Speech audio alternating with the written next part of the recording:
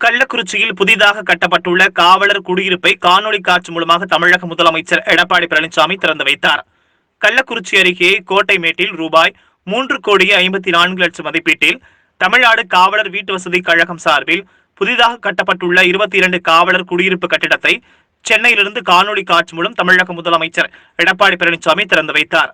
இதனைத் தொடர்ந்து கள்ளக்குறிச்சியில் நடைபெற்ற நிகழ்வில் கள்ளக்குறிச்சி காவல் துணை கண்காணிப்பாளர் ராமநாதன் குத்துவிளக்கு ஏற்றி தொடங்கி வைத்தார்.